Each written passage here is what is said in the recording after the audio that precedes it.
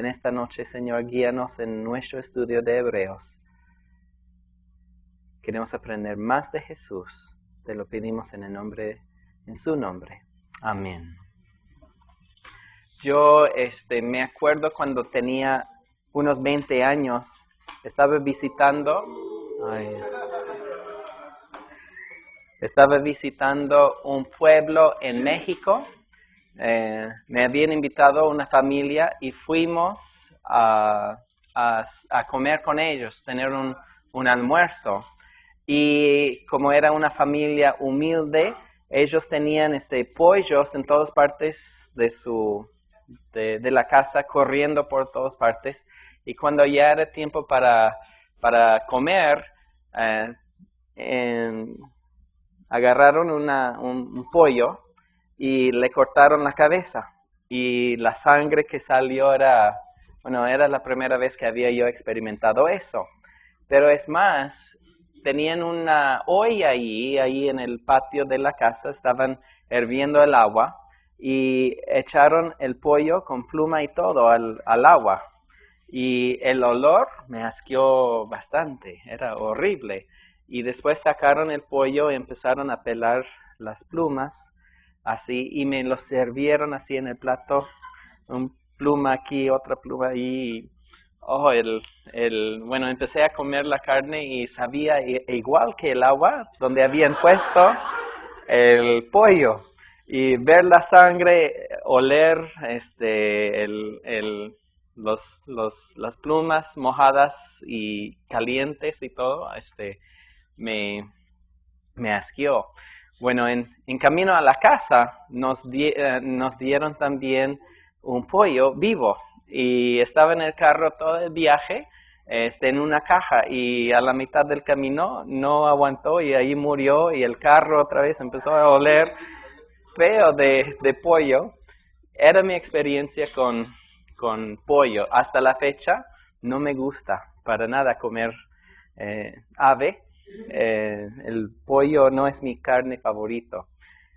El olor, me acuerdo muy bien, el ver la sangre y todo, nunca había yo experimentado eso, pero los judíos era su costumbre, pues, en llevar los animales a sacrificio, ver la sangre, ver el fuego, la parrillada, pues, la carne que se quemaba, era de diario para ellos, ellos vieron. Es interesante, un comentarista dice que ofrecían hasta 1,000 animales cada día en sus sacrificios. Y un animal como una vaca, un buey, tiene como 4 litros de sangre.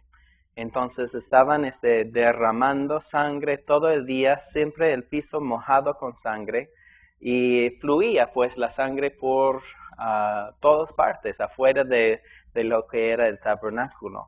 Y cuando fuimos a Israel en enero, nos permitían pasar por el muro de la lamentación y hay una puerta que va bajando y uno puede ver los muros abajo de las casas arriba, hay casas arriba en las calles, uno puede bajar y caminar junto a lo que era el muro de la base principal del templo y uno puede caminar tal vez 2 kilómetros para llegar a otro pozo subterráneo grande, un cuarto más o menos de este tamaño. Y nos preguntaron, ¿saben qué es este cuarto? Era totalmente vacío. Y nos mostraron los muros donde antes había agua. Entonces era donde guardaban el agua.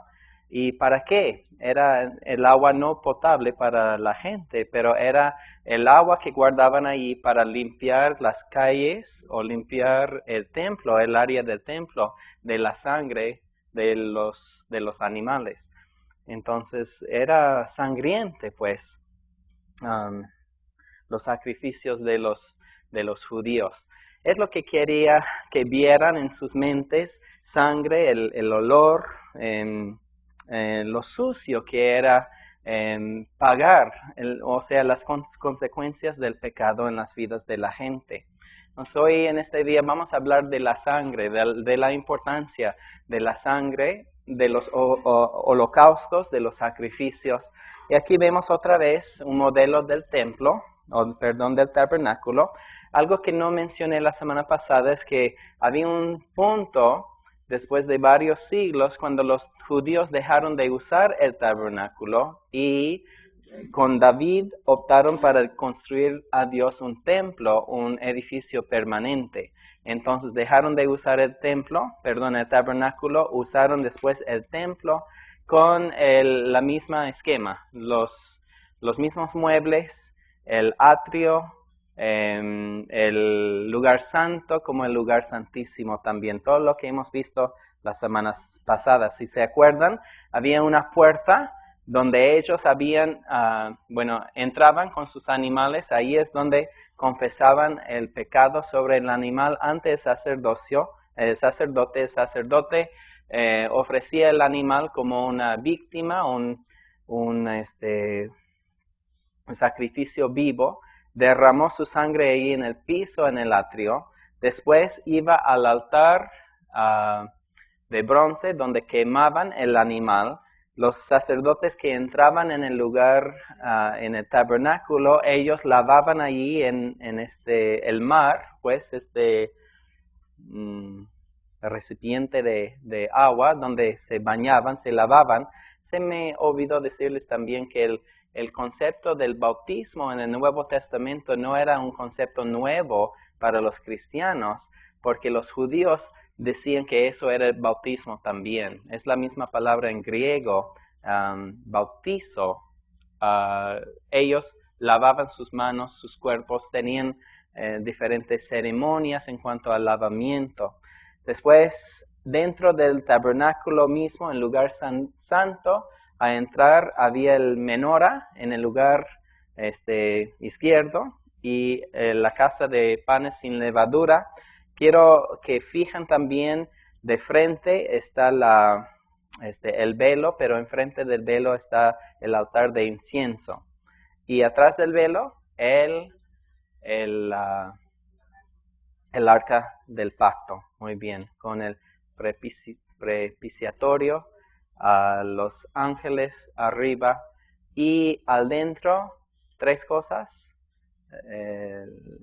La ley de Moisés, los 10 mandamientos, la vara que reverdeció y el maná también que recogieron en el desierto. Entonces, hoy día vamos a hablar del tabernáculo, pues, ¿sí? Versículo 1 de capítulo 9. Ahora bien, aún el primer pacto tenía ordenanzas de culto y un santuario terrenal. El santuario terrenal es el tabernáculo, es el templo, es lo que vamos a ver ahorita. Porque el tabernáculo estaba dispuesto así. En la primera parte, llamada el lugar santo, estaban el candelabro, la mesa y los panes de la proposición. Tras el segundo velo estaba la parte del tabernáculo llamado el lugar santísimo. El segundo velo era el velo, lo que hablamos, el cual tenía un incensario de oro y el arca del pacto cubierta de oro. Lo que quiero que vean aquí es un posible problema que tenemos, lo mencioné la vez pasado. Dice que había tras el segundo velo estaba el parte del tabernáculo llamado el lugar santísimo, el cual tenía un incensario de oro y el arca del pacto cubierto de oro. ¿Cuál es el problema que vemos? Si ven en el dibujo aquí, en el Antiguo Testamento colocaban el altar de incienso enfrente del velo. Y aquí en el texto dice que estaba al dentro del lugar santísimo. ¿Ustedes ven el problema? En Hebreos lo explica aquí, así. Acaba de cambiar el incensario al otro lado del velo. ¿Y qué puede ser la solución del dilema? Es interesante porque dice, el cual tenía, hablando del velo, puede ser que, dice, el cual tenía un incensario de oro, puede ser que el incensario estaba pegado pues al velo y no estaba adentro, sino estaba afuera como en el libro de Levítico, como explica. Yo sé que les acaba de confundir, pero me gusta la otra opción. Como dice aquí, el cual tenía, hablando del velo, el velo tenía el incensario y tal vez estaba en una manera pegada al incensario, afuera o adentro, no estamos seguros. O puede ser también, me gusta lo que dice el pastor John Corson, puede ser que alguien se equivocó. Puede ser que lo colocaron adentro del lugar santísimo, cuando en la ley decía que tenía que estar afuera del lugar santísimo, en el lugar santo, y alguien se equivocó y lo colocó adentro durante el tiempo del Nuevo Testamento. No sé la razón por qué el libro de Hebreos lo explica que está en el lugar santísimo. Lo que me gustó de John Corson es que puede ser que hacemos errores en el ministerio y el Señor en otras maneras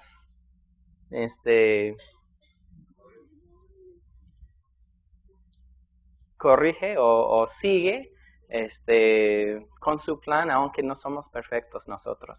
Entonces, pues, es una imperfección, no sé cómo darle una buena explicación de lo que sucedió aquí, pero el cual tenía un incensario de oro y el arca del pacto cubierto de oro por todas partes, en la que estaba una urna de oro que tenía el maná, la vara de Aarón que reverdeció y las tablas del pacto. Ahora sabemos que en el Nuevo Testamento el incensario estaba dentro del lugar santísimo porque en el libro de Lucas, mira, en Lucas 1, 8 a 12, si se acuerdan de Zacarías, el padre de Juan el Bautista, le tocó a él el trabajo de sumo sacerdote y cuando él entró parece que el incensario estaba dentro del lugar santísimo. Vamos a leerlo. En Lucas 1:8 dice, aconteció que ejerciendo Zacarías su sacerdocio delante de Dios, según el orden de su clase, conforme a la costumbre del sacerdocio, le tocó en suerte ofrecer el incienso entrando en el santuario del Señor.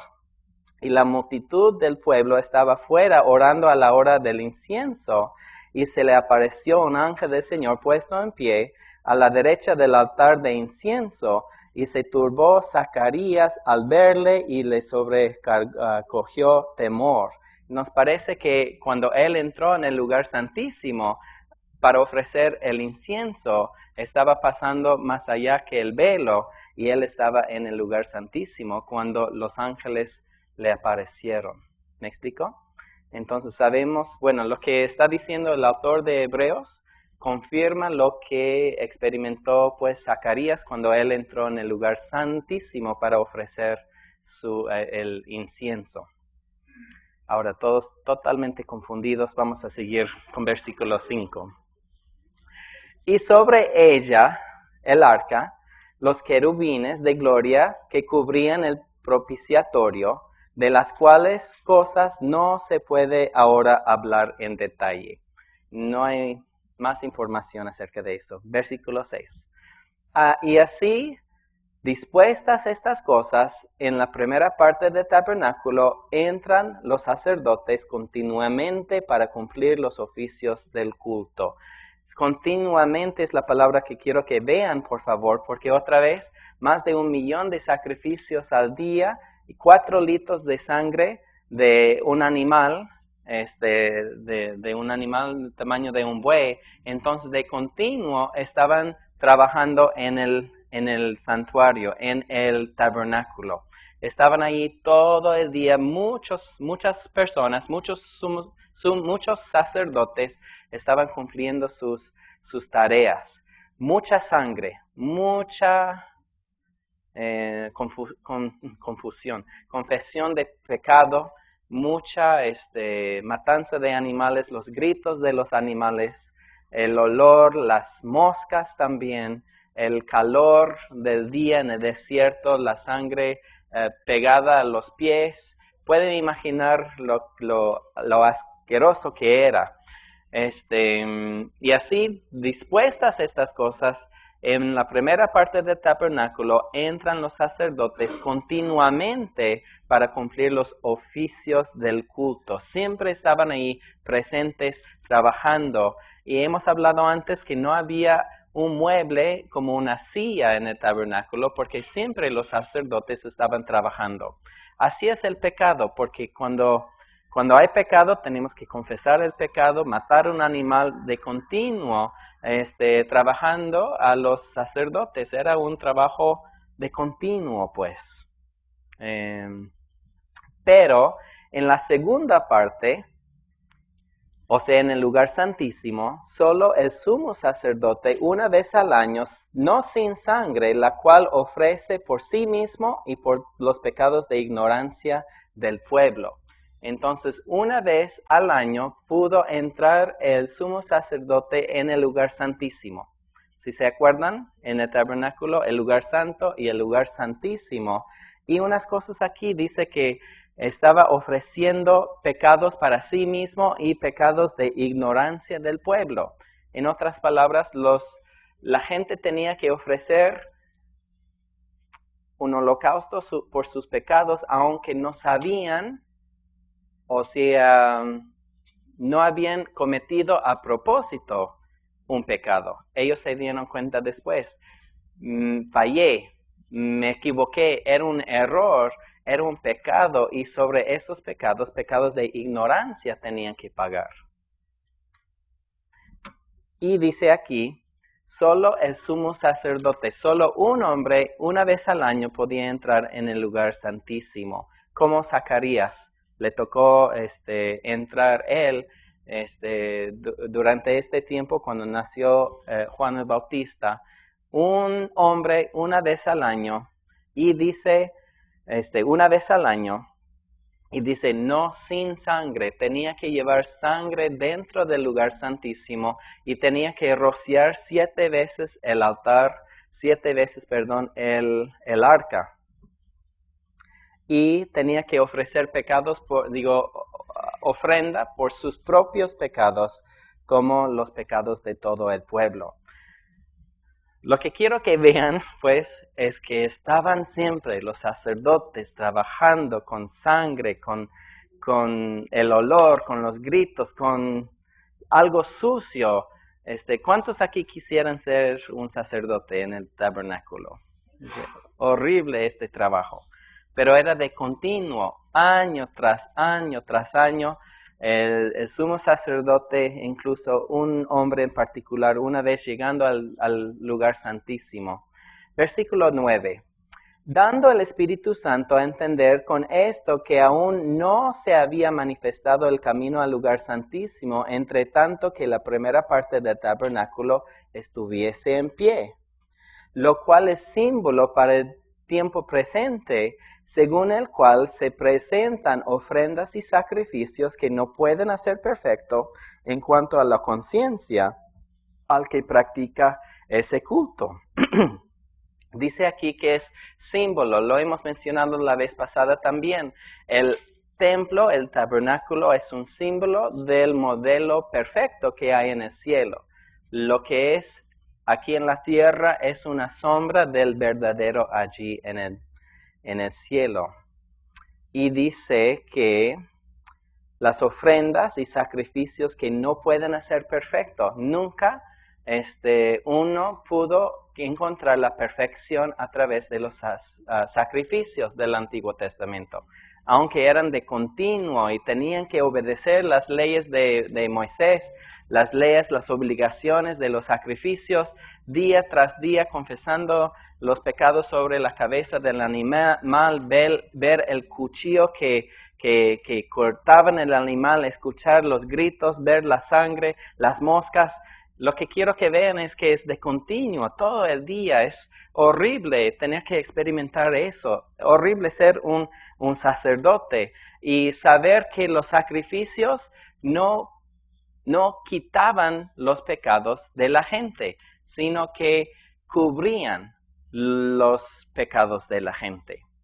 Era algo temporal, no era algo permanente.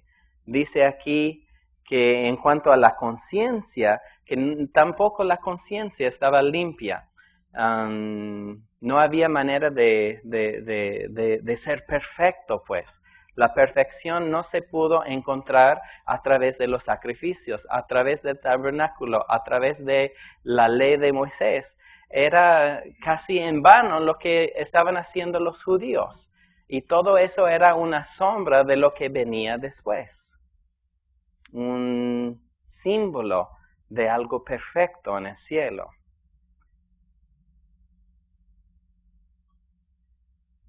Casi en vano lo que ellos estaban haciendo, porque no cumplía el propósito de llegar a hacer perfecta a una persona. Entonces, muy limitada la ley, los ritos, los holocaustos, los sacrificios, podemos decir por gusto. Nadie podía ser perfecto en cuanto a observar los sacrificios, en cuanto a observar la ley de Moisés. Otra vez voy a leer 9, lo cual es símbolo para el tiempo presente, para el tiempo actual. El autor está diciendo, en Jesús sí tenemos un sacrificio perfecto, de un cordero perfecto, y el tabernáculo y los ritos y los holocaustos están hablando de Jesús, el que era perfecto. Entonces ustedes, judíos, que recién han encontrado al Mesías y ahora están considerando desampararle a él para volver a sus tradiciones, no pueden ver que lo que son las tradiciones y la ley de Moisés y los sacrificios y todo eso es un símbolo de algo mucho mejor. Está hablando del sacerdote perfecto que ofreció una ofrenda perfecta delante del Señor que puede traer perfección a la gente. ¿Me explico? Jesús es mejor. Y lo que ellos tenían, lo feo que era, lo sangriento que era, estaban mucho mejor en el Señor Jesucristo, el cual es símbolo para el tiempo presente, según el cual se presentan ofrendas y sacrificios que no pueden hacer perfecto en cuanto a la conciencia al que practica ese culto. Entonces, ya que consiste solo de comidas y bebidas de diversas abluciones y ordenanzas acerca de la carne impuestas hasta el tiempo de reformar las cosas. Todo eso era temporal, todo era lo externo, todo era condicional. Y aquí en versículo 11, dice la palabra pero. Y aquí vamos a ver algo mejor, un contraste entre todo lo feo y ahora, pero tenemos algo mejor. Y vemos a Jesús aquí, ¿sí? Pero estando ya presente Cristo, Jesús es mejor que todo eso. Entonces vamos a aprender más acerca del Señor Jesucristo ahorita. Pero estando ya presente Cristo, sumo sacerdote de los bienes que venideros, por el más amplio y más perfecto tabernáculo. Dice más amplio y más perfecto. Vemos otra vez la palabra más o mejor o mayor. Vemos una comparación entre el tabernáculo y vemos el sacerdocio antiguo, todo en comparación a nuestro sumo sacerdote Jesús. Pero estando ya presente Cristo como sumo sacerdote de los bienes venideros, por el más amplio y más perfecto tabernáculo, no hecho de manos, es decir, no de esta creación, y no por sangre de los machos cabríos ni de los becerros, sino por su propia sangre, entró una vez para siempre en el lugar santísimo, habiendo obtenido eterna redención. Entonces dice aquí, la sangre de Jesús es mejor que la sangre de los machos cabríos y de los becerros, porque ellos cubrían los pecados del pueblo, pero la sangre de Jesús quita los pecados, nuestros pecados. Dice, entró una vez para siempre en el lugar santísimo, habiendo obtenido una eterna redención. Dice que por su propia sangre. Quiero que vean algo aquí. Los judíos, al llevar a los animales al tabernáculo, tenían que ir o tenían que llevar un animal perfecto. En el libro de Éxodo se explica acerca del animal. Tiene que ser un cierto clase de animal, tiene que ser un animal sin defecto, sin enfermedad, sin mancha, sus huesos no podían estar rotos, tenía que ser un sacrificio perfecto del animal. Entonces los sacerdotes tenían que inspeccionar el animal antes de ofrecerle como sacrificio. Tenía que cumplir con los requisitos de ley. Y muchas veces los mismos judíos ganaban provecho de la gente vendiéndoles más caro los animales sanos y los animales perfectos. Es como la coima que vemos hoy día. Los sacerdotes, los sumos sacerdotes eran corruptos en este tiempo, tenían un negocio aparte en vender los animales, los mejores. Entonces tenían que inspeccionar a los animales y cobraban un mayor precio también para el mejor animal. Bueno, Jesús, en ser nuestro ofrenda perfecta, también tenía que ser inspeccionado. Juan dijo, he aquí viene el Cordero que quita el pecado del mundo. Y en la misma manera, él tenía que ser inspeccionado para ver si era sano, perfecto, sin huesos rotos, sin enfermedad y estas cosas. Y sí, se ve eso en los 4 evangelios, que Jesucristo era sin pecado, era perfecto y no tenía enfermedad, era perfecto en todos sus caminos. Entonces tenía que pasar una inspección también él. Ahora, eso es buena noticia para mí, porque él tenía que pasar la inspección, yo no. Ante los judíos, sí. Jesús tenía que ser inspeccionado como el Cordero de Dios, pero yo no. En otras palabras, dependía del sacrificio. Entonces, eso me habla a mí de que no importa qué he hecho en mi pasado, qué enfermedades o inmoralidades o defectos que yo he tenido, porque yo no soy el sacrificio. El que es inspeccionado es el Señor Jesucristo y Él es perfecto. Entonces nosotros encontramos nuestra salvación en Él. No tiene nada que ver con nuestro comportamiento, gracias a Dios. No tiene nada que ver con lo bueno que hemos hecho, no tiene que ver con lo malo que yo he hecho. Todo depende del Señor Jesucristo y encontramos nuestra salvación en su perfección. Qué bueno, ¿no? Y no por la sangre de los machos cabríos, ni de becerros, sino por su propia sangre. Entró una vez para siempre. Vemos una comparación entre la ley y los sacerdotes y los sacrificios continuos, sangrientos que siempre estaban haciendo. Y vemos que Jesús era mucho mejor. ¿Por qué? Porque era un sacrificio para siempre. Un solo sacrificio. Mucho más limpio, mucho más ordenado, mucho más, más completo. Y una vez para siempre, no es algo continuo. Y otra vez hemos hablado de la misa, lo que representa la misa es un sacrificio continuo en la Iglesia Católica. Y aquí el autor de Hebreos está diciendo un sacrificio para siempre. Es todo lo que era necesario. Entró una vez para siempre en el lugar santísimo, habiendo obtenido eterna redención. ¿Qué es la palabra redención? Es una palabra muy importante porque habla de cuando una persona compraba un esclavo en el mercado de los esclavos.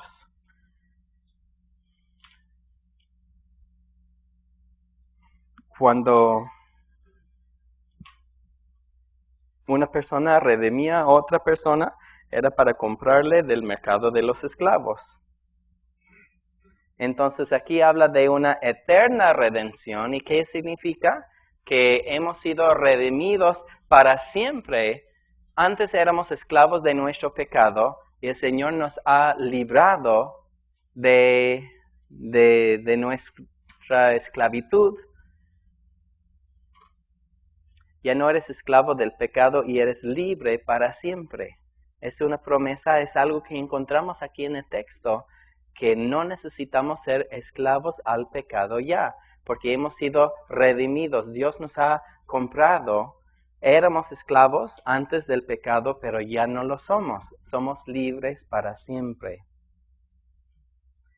En versículo 13, porque si la sangre de los toros y de los machos cabríos y las cenizas de la becerra rociadas a los inmundos santifican para la purificación de la carne, cuanto más la sangre de Cristo, el cual mediante el Espíritu eterno se ofreció a sí mismo sin mancha a Dios, limpiará vuestras conciencias de obras muertas para que serváis al Dios vivo. Aquí dice cuanto más. Vemos otra vez una comparación de Jesús, que Él es mejor, Él es mayor, es más excelente, la sangre de Cristo, el cual mediante, ahora es interesante porque aquí en este versículo se ve la Santa Trinidad otra vez, donde habla de Cristo, habla del Espíritu y habla de Dios en el mismo versículo 14.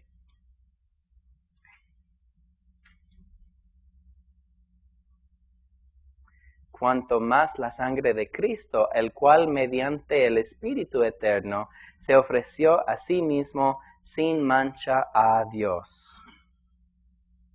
Y otra vez la palabra sin mancha está hablando del sacrificio perfecto de Jesús.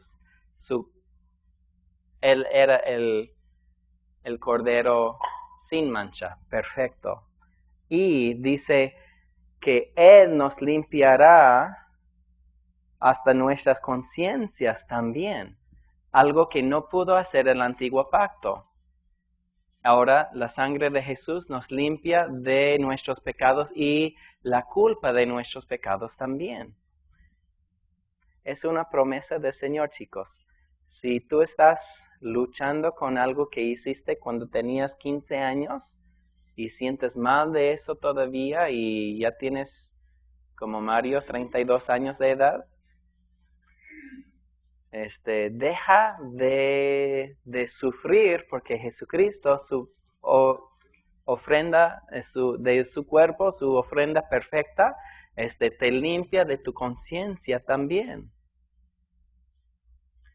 En versículo 15, así que por eso es mediador de un nuevo pacto. Jesús es el mediador de un nuevo pacto, para que intervenido muerte para la remisión de las transgresiones que había bajo el primer pacto, los llamamos, reciban la promesa de, los llamados, reciban la promesa de la herencia eterna. Entonces tenemos una herencia eterna que va a ser para siempre. Como dice en 1 de Pedro 1, 3 y 4, bendito el Dios y Padre de nuestro Señor Jesucristo, que según su grande misericordia nos hizo renacer para una esperanza viva por la resurrección de Jesucristo de los muertos, para una herencia que incorruptible, incontaminada e inmarcesible, reservada en los cielos para ustedes. El verso era 1 de Pedro, capítulo 1, versículos 3 a 4. Ahora, aquí dice, en versículo 16, porque donde hay testamento es necesario que intervenga muerte del testador. cuando hay testamento, en otras palabras, si yo me muero y dejo mi testamento, mi esposa, mis hijos van a heredar lo poquito que tengo, ¿sí? Entonces, pero es necesario que me muera para que ellos puedan recibir los beneficios de mi testamento. Es necesario, pues, que intervenga muerte del testador. Entonces vemos aquí la razón por qué Jesús tenía que morir, para iniciar, pues, el testamento de él. Porque el testamento con la muerte se confirma, pues no es válido entre tanto que el testador vive. Mientras que está vivo el testador, uno no puede recibir los beneficios del testamento, de donde ni aún el primer pacto fue instituido sin sangre. Porque habiendo anunciado Moisés todos los mandamientos de la ley a todo el pueblo, tomó la sangre de los becerros y de los machos cabríos con agua, lana escarlata e hisopo, y roció el mismo libro y también a todo el pueblo, diciendo, esta es la sangre del pacto que Dios os ha mandado. Y además de esto, roció también con la sangre el tabernáculo y todos los vasos del ministerio. Entonces, cuando ofreció el animal y la sangre, tenía que matar el animal por sus propios pecados, como los del pueblo también, y roció todo en el tabernáculo, incluyendo las cortinas, el velo, el arca y todos los instrumentos del tabernáculo. Y casi todo es purificado según la ley, ¿cómo? Con sangre. Todo es purificado con la sangre del animal, según la ley, y sin derramamiento de sangre no se hace remisión. Es un versículo muy importante que quiero que vean. Hebreos 9:22. Sin derramamiento de sangre no se hace remisión. En otras palabras, Dios requiere sangre, un sacrificio de sangre para quitar los pecados. Requiere un sacrificio vivo.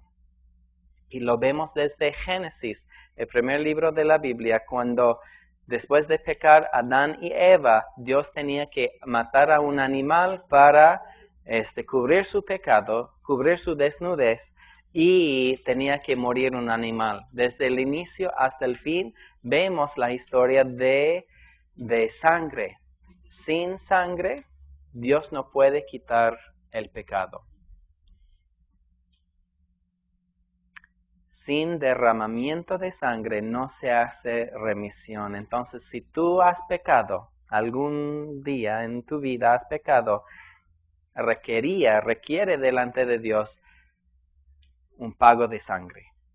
Y Jesús pagó con su sangre por tus pecados. Porque la Biblia dice que Dios exige una ofrenda de sangre. Versículo 23. Fue pues necesario que las figuras de las cosas celestiales fuesen purificadas así, pero las cosas celestiales mismas con mejores sacrificios de estos. Entonces las cosas del Antiguo Testamento, el tabernáculo terrenal con sangre tenía que ser limpiada, así también el modelo en el cielo con el sacrificio perfecto y la sangre perfecta del Señor Jesucristo, porque son mejores sacrificios que estos. 24, porque no entró Cristo en el santuario hecho de mano, figura del verdadero, sino en el cielo mismo para presentarse ahora por nosotros delante de Dios. Jesucristo murió aquí, ofreció su cuerpo como sacrificio vivo, derramó su sangre, pagó el precio que exigía Dios, derramó su sangre y ahora está en el cielo, como hemos visto antes, como con el ancla, pasando el velo del verdadero templo en el cielo. Ahí está Jesús para presentarse ahora por nosotros delante de Dios. Y no para ofrecerse muchas veces, como 1,000,000 de sacrificios cada día, no ofrecerse muchas veces como entra el sumo sacerdote en el lugar santísimo cada año con sangre ajena. De otra manera, vemos aquí la palabra de ¿qué? Contraste. De otra manera, la mejor manera, de otra manera le hubiera sido necesario padecer muchas veces desde el principio del mundo. Pero ahora, en la consumación de los siglos, se presentó una vez para siempre por el sacrificio de sí mismo para quitar de en medio del pecado. Un solo sacrificio, una sola vez. Mucho mejor el sacrificio del Señor. Y de la manera que está establecido para los hombres, que mueran una sola vez y después el juicio. Este versículo nos enseña que cada uno de nosotros vamos a morir. Algún día, puede ser mañana, puede ser de aquí en 30 años o 80 años, todos vamos a morir y después vamos a ver el juicio. Hay muchos cristianos incluso que creen en la reencarnación, pero este versículo nos explica que no hay vida después de esta vida sin antes pasar por el juicio. Y después del juicio, la Biblia nos explica exactamente lo que sucede después del juicio. No vamos a ser reencarnados, pues, no vamos a regresar como mariposas o como chanchos u otros animales. Tenemos una sola oportunidad aquí en la tierra. Todos los hombres mueren una sola vez y después de esto el juicio. Así también Cristo fue ofrecido una sola vez para llevar los pecados de muchos y aparecerá por segunda vez sin relación con el pecado para salvar a los que le esperan. Entonces aquí vemos que se ofreció una sola vez en llevar los pecados de muchos, de toda la humanidad, y aparecerá por segunda vez sin relación con el pecado para salvar a los que le esperan. Nosotros estamos esperando la segunda venida del Señor Jesucristo. Estamos esperando que venga pronto. Y dice aquí, hay una promesa que sí va a volver por segunda vez. Hace unos domingos hemos hablado acerca de la segunda venida del Señor y les dimos estos textos como en Juan 14, versículos 1 y 2, donde Jesús está consolando a los discípulos, explicándoles que va a apartarse de ellos, pero dice, no se turbe vuestro corazón, creed en Dios, creed también en mí. En la casa de mi Padre muchas moradas hay, si así no fuera, yo os lo hubiera dicho, voy pues a preparar lugar para vosotros, y si me fuere y os prepararé lugar, vendré otra vez y os tomaré a mí mismo para que donde yo estoy, vosotros también estéis. Entonces dice Jesús que va a regresar, va a volver otra vez.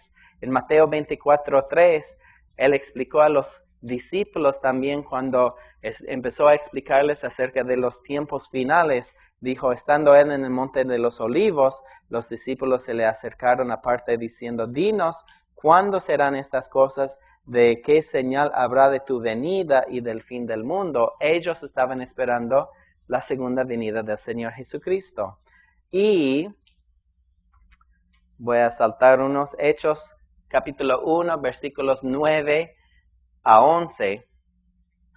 Cuando los discípulos estaban viendo a Jesús desaparecer en su ascensión, dice, y habiendo dicho estas cosas, viéndolo ellos, fue alzado y le recibió una nube que le ocultó de sus ojos. Y estando ellos con los ojos puestos en el cielo, entre tanto que él se iba, he aquí se pusieron junto a los discípulos 2 varones con vestiduras blancas, más probable unos ángeles, los cuales también les dijeron, varones galileos, ¿por qué estáis mirando al cielo? Este mismo Jesús, que ha sido tomado de vosotros al cielo, así vendrá como le habéis visto ir al cielo.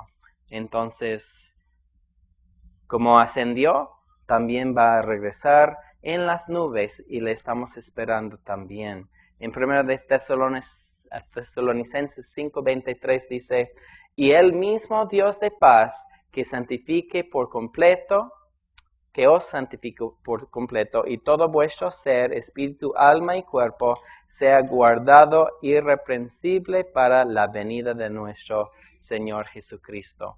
Él viene muy, muy pronto, y es lo que esperamos nosotros, su venida.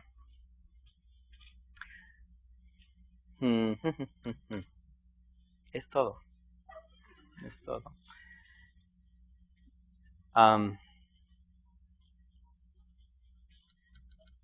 Quería decir unas cosas y después las preguntas.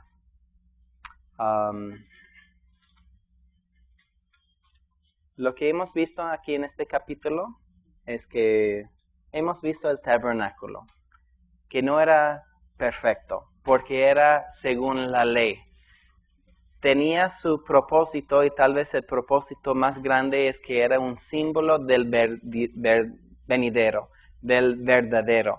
En el cielo hay un tabernáculo también. Jesucristo es no solamente el sumo sacerdote en el tabernáculo celestial, pero es el mismo, es la ofrenda. Él era el cordero inmolado, el cordero perfecto, cuya sangre quita el pecado del mundo. Entonces vemos que el original, el verdadero, es muchísimo mejor que el terrenal, que no es el verdadero, que es una sombra, que es temporal, y los judíos siempre están aferrados a eso, a la ley, a lo que viene a través de la ley, a los sacrificios, a la sangre y todas estas cosas. Y el autor de Hebreos está diciendo, si quieren participar en eso, está bien, pero no cumple nada, no te va a ser perfecto, no te va a servir para nada, ni para limpiar tu conciencia, no para pagar tus pecados, no para borrar los pecados de tu vida. ¿Cuál quieres? ¿Quieres la sombra o quieres el verdadero? Sería como cuando si yo viera a Pilar caminar en la calle a mediodía y veo su sombra ahí en el piso y voy y abrazo o trato de abrazar a su sombra en el piso en lugar de abrazarle a ella. ¿Sí? Es ridículo, porque ella es más, mucho más rica, ¿sí? Que, que la sombra, ¿sí? Quiero el verdadero, quiero abrazarle a ella, no su sombra, no el símbolo, pues. Entonces estamos leyendo un libro que fue escrito a los hebreos para decirles, ¿quieren la sombra o quieren el verdadero? Porque el verdadero es muchísimo mejor. El sumo sacerdote, el tabernáculo celestial, la sangre incluso, el sacrificio, todo es perfecto. Y ustedes están siguiendo algo mucho menor. Están buscando perfección que viene por la ley, por las tradiciones, que no van a cumplir sus propósitos, no van a encontrar la perfección ahí. Entonces, el libro de Hebreos es para mostrarnos que Jesús es perfecto, es mejor, es mayor. Y hemos visto varios contrastes aquí en capítulo 9. ¿Sí? El tabernáculo, el sacrificio, la sangre, tan feo que es. Jesús es mucho mejor. Muy bien. Hay preguntas que tenemos que tal vez en tiempo, en el cielo, Señor, tú nos vas a revelar todito. Y hasta este entonces, Señor, lo que sí sabemos es que Jesús era el mejor sacrificio, su sangre inocente, pagando el precio de nuestros pecados, y no solamente nuestros pecados, sino limpiándonos de una conciencia también malograda. Y te damos gracias, Señor, por el precio que tú pagaste, Jesús, en la cruz. Entendemos lo que tenemos en ti, y por eso estamos tan agradecidos, y por eso, Señor, queremos servirte por lo que tú hiciste por nosotros. Gracias, Jesús, en tu nombre. Amén.